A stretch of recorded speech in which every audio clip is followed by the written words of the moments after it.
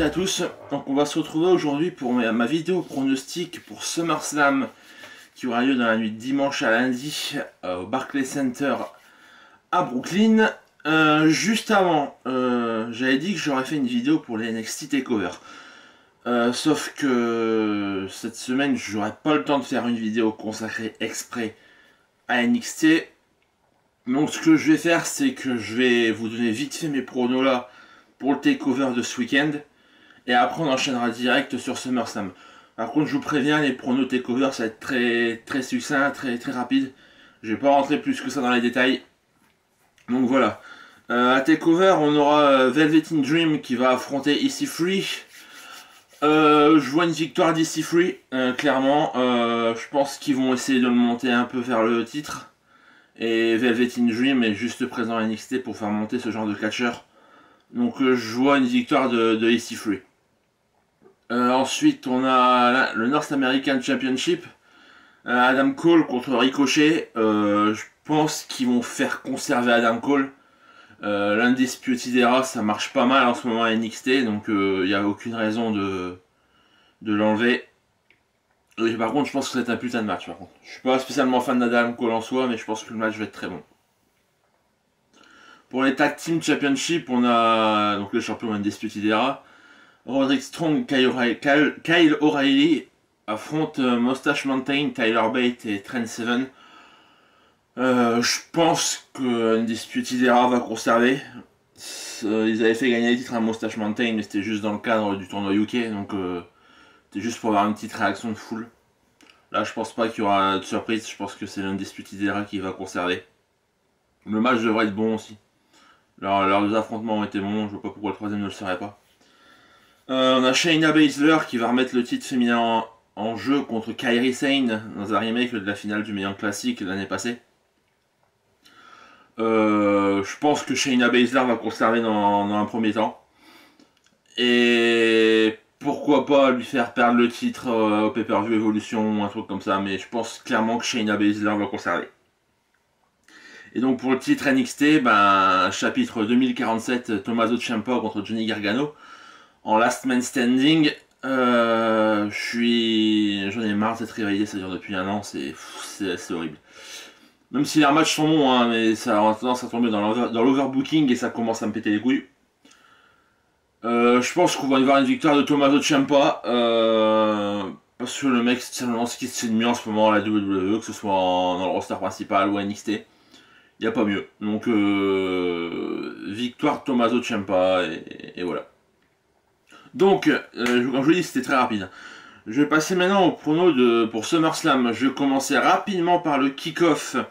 On aura un match mixte, Andrade Cien Almas et Zelina Vega qui affrontent Lana et Rusev. C'est dommage d'ailleurs que ce match-là soit dans le kick-off. Je trouvais que la feud a été bien développée, c'était assez intéressant à voir. Bon, c'était pas digne des Stone Cold Steve Austin contre le Rock, hein, mais c'était correct. Je pense qu'ils vont faire gagner Cien Almas et Zelina. Il n'y a aucun intérêt à faire gagner Rusev et Lana si c'était pour avoir une petite réaction de la foule. Puis j'ai vu qu'ils étaient bien contents de ce que faisait Cien Almas, donc je pense que c'est Andrade Cien Almas et Zelina Vega qui devraient gagner ce premier match. Ensuite, on a le Cruiserweight Championship. Oui, ils sont encore en vie. Cedric Alexander qui affronterait Drew Gulak. Je sais pas. J'aurais tendance à préférer Drew Gulak pour le coup, histoire de changer un petit peu. Je suis de très loin tout au Five Live. Hein. Je regarde, mais vraiment de très loin. Donc, Cedric Alexander, de ce qui me semble, n'a pas perdu un match en 2018. Donc je sais pas, je le ferai peut-être perdre là contre Drew Gulak. Maintenant, est-ce que Drew Gulak c'est clinquant pour le titre Cruiserweight? Je pense pas. Donc je sais pas. Peut-être une fin controversée. Ouais, je vais dire victoire de Drew Gulak. Je vais prendre un risque. Même si je pense que Alexander va conserver. Mais allez, je vais prendre le risque et je vais dire une victoire de Drew Gulak. Et enfin, dans le dernier match du kick-off, on aura les championnats par équipe de Raw. Voilà, considération que la WWE a pour ces titres. La B-Team, Curtis Axel et Bo Dallas avec leur magnifique nouveau theme song, va affronter The Revival, qui sont sortis de leur pénombre depuis quelques semaines. Là aussi c'est pareil, vu comment ça a été annoncé, je pense que la B-Team va conserver. Ils ont déjà eu un match cette semaine à Raw avec les Dictators of World. Mon match a juste servi à faire séparer les Dictators of World, hein. Y a pas autre chose. Bon, ça va être un match de kick-off classique. Maintenant, quand on voit que les Raw Tag Team Championship sont en kick-off, ça vous dit le prestige des ceintures, hein. Donc, ouais, je pense que la B-Team va conserver. Je vois pas The Revival avec les titres. Clairement, ils ont été tellement bas que, en même temps, vous allez me dire que ça c'est les beaux Dallas aussi. Le problème, c'est qu'il y a des petites réactions pour Axel et Dallas. Ils leur ont fait un nouveau theme song, donc ça m'étonnerait qu'ils cassent le truc maintenant. Donc, ouais, la B-Team. La B-Team, sans grande conviction pour le match, hein, mais.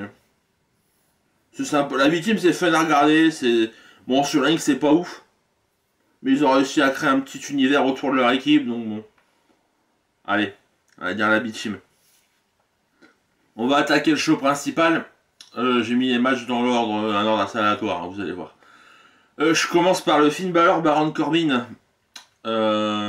Revanche d'Extreme Rules. Je pensais, après Extreme Rules, j'avais dit justement, je pensais pas qu'il serait parti sur un rematch.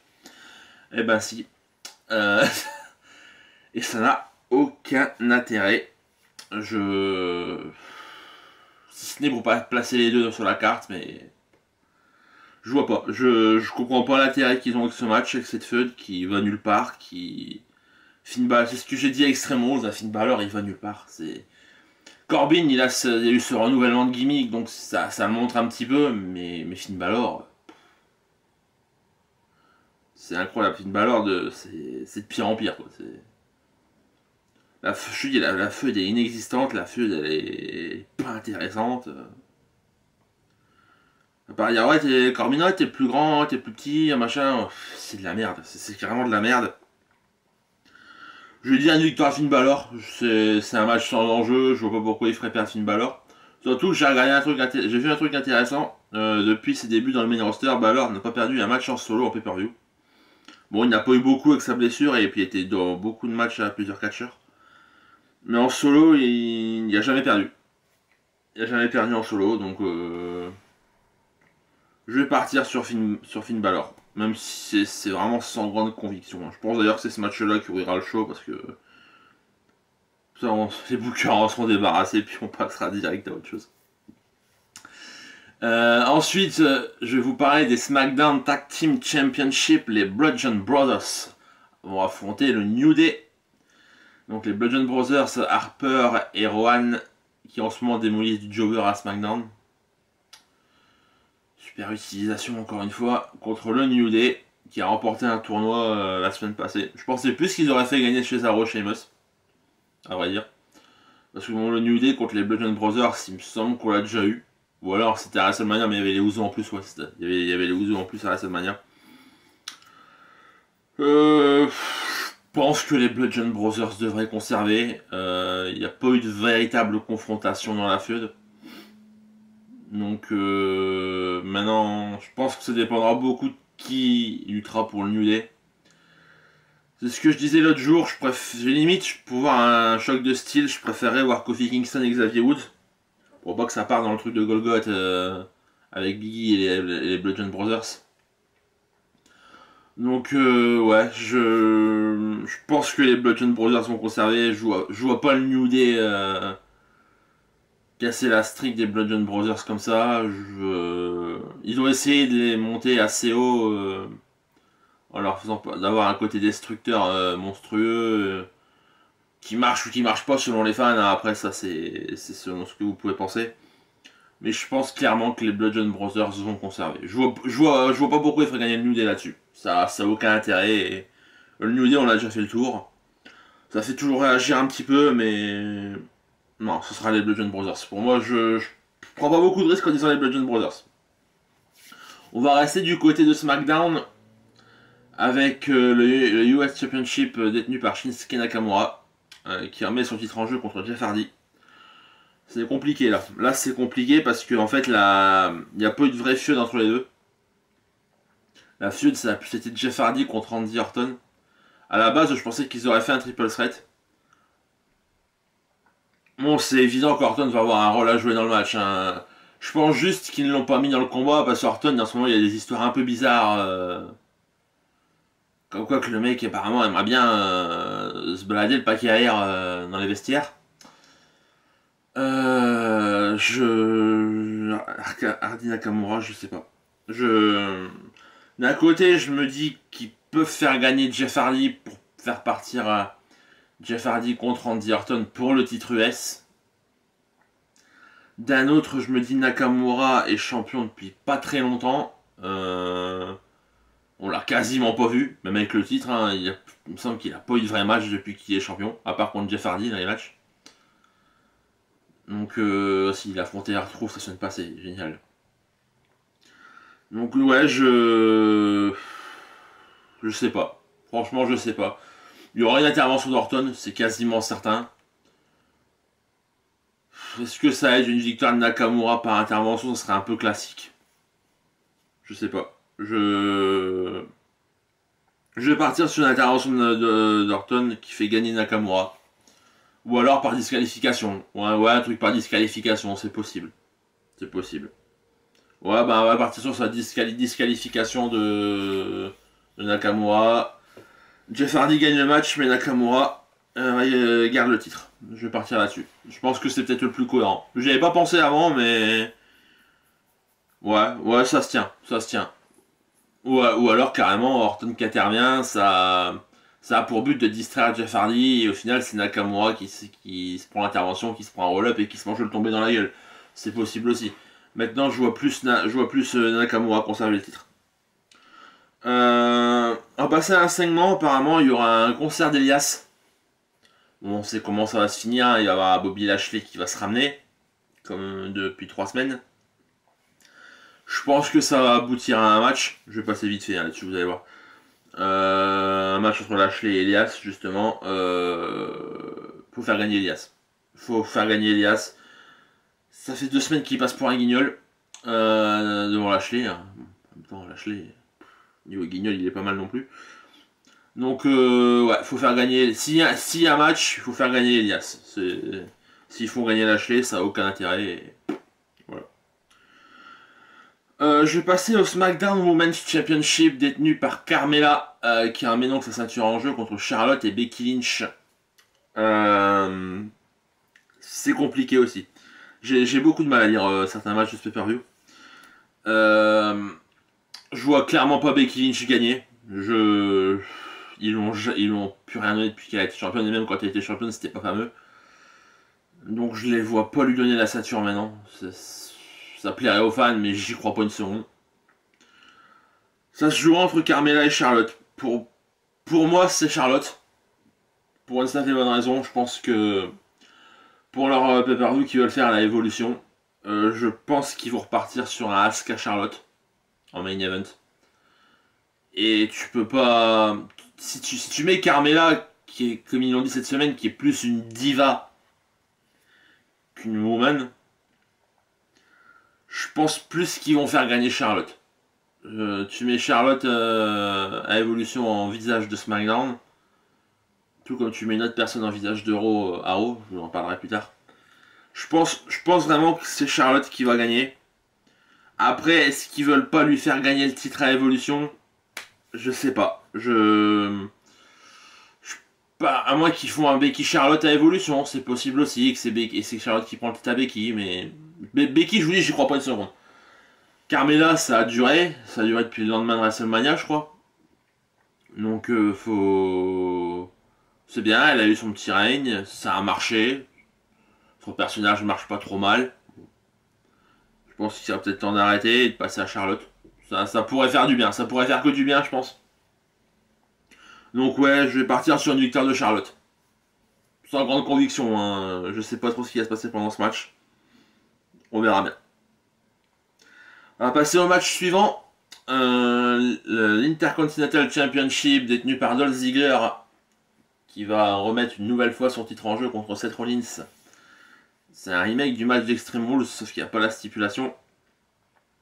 Et que cette fois, certes, il y a Drew McIntyre dans le coin de Dolph Ziggler.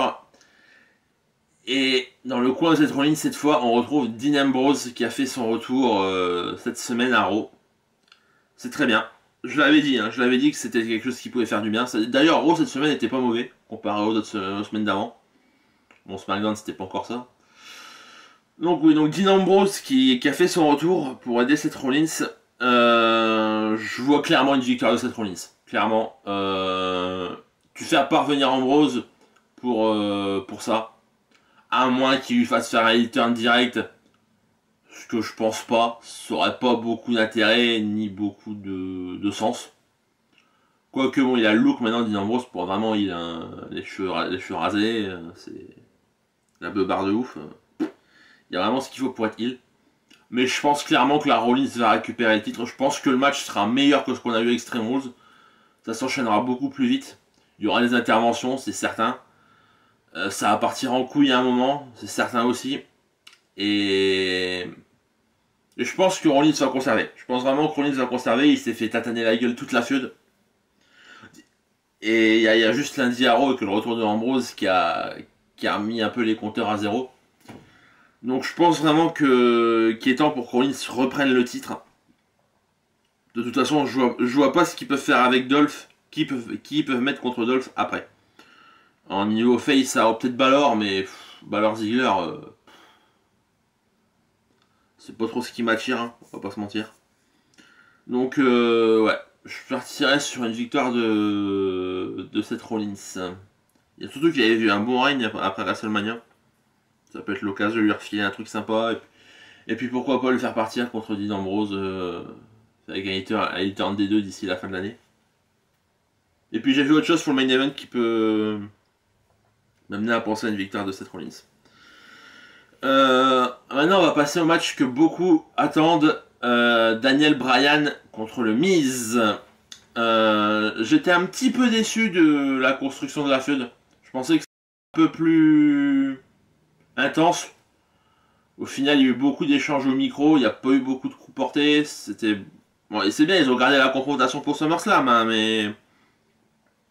Je sais pas, il m'a manqué un petit truc. Après, c'est peut-être le lancement, hein, c'est peut-être la mort, ça. Il y aura peut-être d'autres matchs derrière, c'est possible aussi. Donc, je partirais sur une victoire du Miz. Il n'y a pas vraiment eu de dominé dans la feud. Mais je vois bien le Miz sortir vainqueur de ce match. Pour deux raisons. Déjà, ça justifierait justement la continuité de la feud. Parce que si le Miz gagne, c'est évident que le Miz va ramener sa gueule. Ouais, vous avez vu, encore une fois, j'ai battu Daniel Bryan, j'ai prouvé que c'était un échec, machin. Ça amènerait la feud à se poursuivre. Et qui dit que la feud se poursuit, ça veut dire bien sûr Daniel Bryan a re-signé son contrat. Par contre, si Daniel Bryan n'a pas signé, je pense clairement qu'ils vont le faire perdre aussi. C'est une solution pour l'écarter des écrans, mais je pense qu'il va re-signer, il n'y a pas de raison. Et la deuxième solution qui m'amène à penser à la victoire du Miz, c'est que son show Miz and Mrs sur le USA Network cartonne. Clairement, ça rapporte du pognon, c'est évident. Ils ont signé pour une saison 2. Et ça, Vince aime, du moment que tu ramènes de la thune à la compagnie, tu ramènes de la visibilité, Vince ne peut qu'adhérer, hein, c'est évident. Donc je pense que pour ça, le Miz va battre Daniel Bryan. Un coup de pute, hein, faut vous y attendre, hein, que ce soit avec Maryse, qui sera peut-être là, ou ouais, quelqu'un d'autre, je sais pas, mais il va avoir quelque chose. Je vois pas le Miz le battre clean. Quoique ça serait une belle poursuite de la feud aussi, ça. Hein. Regardez, j'ai battu Daniel Bryan clean, je l'ai battu faire une square dans le ring. Pourquoi pas, hein, ça peut être sympa. Donc ouais, je vais partir sur le Miz, et j'espère que le match sera bon. Ça fait un bout de temps qu'ils nous le vendent, hein, donc ouais, le Miz. On va retourner du côté de Raw cette fois-ci pour Braun Strowman qui va affronter encore Kevin Owens. Sauf que cette fois, il y aura la mallette de Mr. Money in the Bank en jeu. À Extreme Rules, j'avais surpris tout le monde en disant que Owens allait gagner sur un contre-pied. Owens a gagné. Et ben, j'ai envie de faire la même pour SummerSlam. J'ai envie de faire la même. Parce que Avec le scénario que je me fais dans ma tête, je vois pas Braun Strowman cacher sa mallette. Je le...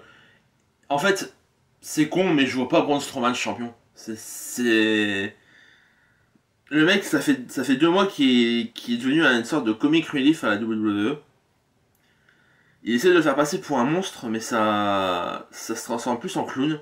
Bah, depuis à peu près la seule manière avec l'histoire avec Nicolas. Et donc, je me dis comment lui faire perdre sa lettre sans lui faire perdre son cash. Tout simplement en lui enlevant sa mallette. Et donc, et un qui aura bien besoin de ça en ce moment, c'est Kevin Owens. C'est clairement Kevin Owens. Euh, Après, c'est possible qu'il fasse gagner Strowman. Hein. J'en sais trop rien, mais je vais partir, je prends le risque, je vais partir sur une victoire de Kevin Owens. Ce sera pas une victoire par tombée, ce sera une victoire par décompte extérieur. Ou une victoire par disqualification, j'en suis persuadé. Il va avoir une couille comme ça, ils vont jouer sur le côté opportuniste de Kevin Owens. C'est obligé. C'est obligé. Il s'est fait victimiser toute la feud et il peut que ressortir vainqueur de la feud. C'est... Même quand il a gagné son match à Extreme Rules, c'était lui la victime au final. Donc il peut que remporter la feud. Sinon la feud n'aurait eu aucun sens. J'aime bien d'ailleurs cette petite feud, elle est sympa à regarder. Bon, c'est simple, hein, c'est très très simple. Je sais pas pourquoi ils ont mis Jinder Mahal à ça d'ailleurs, qui interviendra peut-être dans le match, hein, on sait jamais. Mais non, mais la feud était sympa à regarder. Donc je partirai sur une victoire de Kevin Owens. Clairement, je veux voir Kevin Owens gagner. Est-ce qu'il cachera à SummerSlam? Je pense pas. Je pense pas. Mais il faut enlever la mallette à Braun Strowman et c'est la seule solution. C'est la seule solution sans vouloir trop le décrédibiliser. Je vais passer au Raw Women's Championship. Donc Alexa Bliss qui remet son titre en jeu contre Ronda Rousey. Bon voilà, je vais pas faire de suspense inutile. Je suis 100% sûr d'une victoire de Ronda Rousey. J'avais peut-être un petit doute à une époque quand je voyais Natalia traîner beaucoup avec Ronda. Maintenant, avec ce qui est arrivé au père de Natalia cette semaine, je les vois pas. Son Natalia sera pas là, hein, on va pas se mentir, c'est normal. C'est tout à fait normal. Je les vois pas faire gagner Alexa Bliss contre Ronda Rousey. Alicia Fox, elle sert à rien donc elle interviendra pas. Mickie James non plus. Ça va être une démolition. Je pense clairement que Alexa Bliss va se faire éclater. Le match va être très court. Je pense. Hein. Donc, victoire de Ronda Rousey, nouvelle championne. J'ai dit, c'est comme à SmackDown, ils veulent quelqu'un qui représente vraiment la lutte pour Evolution, quelqu'un de vendeur. Et je pense que pour Evolution, ils vont vouloir partir sur les 4 Horsewomen de la WWE contre les 4 Horsewomen de l'UFC. Ils ont commencé à faire catcher les deux autres à NXT dans les live events. Pour ce qui est de l'UFC. Et puis je pense que c'est clairement pour ça qu'ils sont pas partis sur un Sasha Banks Bayley à SummerSlam. Ils veulent vraiment partir sur ça pour Evolution, pour leur faire un 4 vs 4, soit à Survivor Series, soit à WrestleMania l'année prochaine, avec Shayna Baszler, Ronda Rousey, je sais plus comment s'appellent les autres, il y a Miranda Shafir je crois, et Jessamine Duke, ouais c'est ça, c'est ça. Donc je pense qu'ils vont partir là-dessus et il faut que Ronda Rousey et Charlotte soient championnes pour mener leur équipe. Voilà. Clairement. Je vais pas traîner plus sur ce match, ça sert à rien. Je vais partir sur le WWE Championship. AJ Styles qui remet son titre en jeu contre Samoa Joe. Perso, c'est le match que j'attends le plus du pay-per-view. La feud a été assez bizarre aussi, c'est parti dans quelque chose d'assez personnel entre les deux. Mais c'est une amorce, on voit clairement que c'est une amorce. La feud va durer quelques temps, je pense. Je pense qu'AJ Styles va gagner ce match-là. Ça, c'est une quasi-certitude. Il va gagner ce match-là. Il va se faire dominer, c'est sûr. Il va se faire dominer. Mais il va gagner le match. Il va conserver son titre. Le match sera bon. Je pense que le match sera bon. Les deux se connaissent par cœur. Ils se sont affrontés des dizaines de fois. Donc c'est pour ça que j'étais surpris du déroulement de la feud. C'est parti sur un truc assez personnel avec la famille des AJ Styles. J'ai pas trop compris. Mais bon, c'est une amorce. On va dire que c'est une amorce et que ça va monter d'un cran. De toute façon, Styles, ils vont le laisser champion jusqu'au mois d'octobre. Pour la sortie du jeu Touquet. Donc, et Samoa Joe récupérera peut-être le titre après, mais pour l'instant, c'est AJ Styles qui va conserver. C'est quasiment sûr. Et donc, le main event, le championnat universel, Brock Lesnar, qui sera enfin là. après le gâteau sur Royal Rumble, ça fait 4 mois. Va remettre son titre en jeu contre Roman Reigns pour la 45e fois. J'aime beaucoup Roman Reigns, hein, mais ce match, j'en peux plus. C'est... Je prétends toujours voir la même chose, quoi. J'espère une victoire de Roman Reigns. Donc on va partir sur Roman Reigns, même si... Avant Raw, franchement, avant le Raw cette semaine, j'aurais hésité. J'ai hésité grandement justement et je voyais bien Lesnar remporter le match. Et se faire cacher la gueule le lendemain de SummerSlam, vu qu'apparemment il avait encore 2 dates, SummerSlam puis le lendemain. Problème, Lesnar est apparu cette semaine à Raw, donc je pense qu'il a utilisé sa date du lendemain de Raw cette semaine. Donc à mon avis, Lesnar à la WWE, à SummerSlam, c'est la dernière fois que vous le verrez, je pense. Donc je pense que Reigns va gagner le match en clean. Il n'y aura pas de cash-in, il n'y aura rien.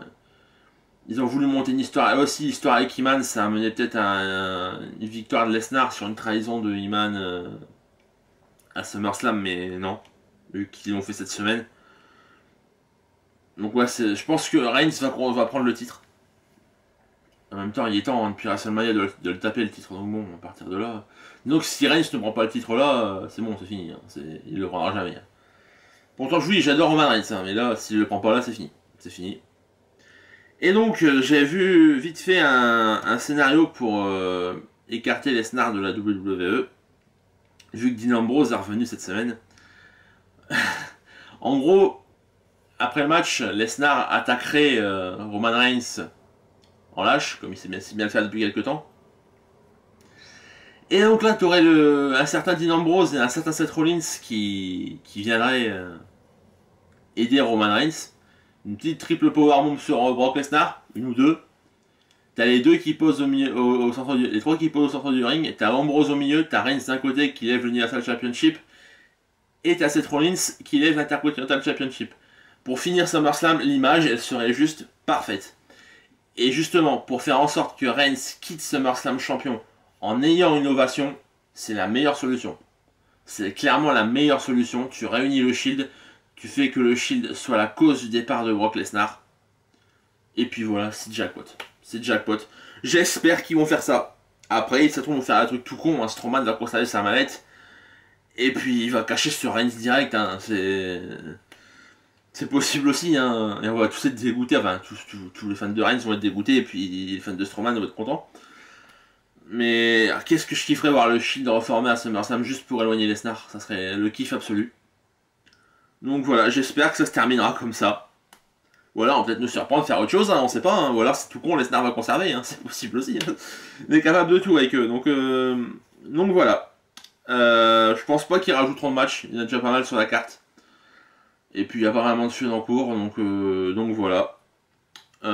J'espère que c'est un bon pay-per-view. Il y a des matchs assez intéressants sur le papier. Faut voir, il y a plusieurs choix de booking. Est-ce qu'ils vont faire les bons? Je sais pas. Je sais pas. Donc quelque chose d'important pour ceux qui regardent en direct, le pré-show sur le network sur YouTube commence à 23h au lieu de minuit et le pay-per-view commence à 1h du matin, ça vous commence à avoir l'habitude. Je ferai une review la semaine prochaine, je peux pas vous dire quand, parce que je sais pas, clairement. Est-ce qu'il y aura une review d'NXT TakeOver? Je pense pas. Je pense pas. Ça dépendra vraiment si j'aurai le temps ou alors je ferai comme j'ai fait là. Je ferai un bref résumé vite fait avant la vidéo de SummerSlam. Mais il y aura une vidéo review la semaine prochaine sur SummerSlam, ça c'est certain. Pour TakeOver, je verrai. Clairement, voilà. Donc quant à moi, je vous invite à liker cette vidéo si vous l'avez aimé, si vous avez aimé, vous pouvez la partager. Si vous n'êtes pas abonné à la chaîne, je vous invite à le faire, c'est gratuit. Moi, ça me fera extrêmement plaisir. Dans la barre d'infos, je vous mets tout ce qui est nécessaire, hein, le Facebook de la chaîne, le Twitter. Je commence à faire des lives sur Twitch aussi si ça vous intéresse. Vous passez sur mon Twitter, il y aura les annonces. Et voilà.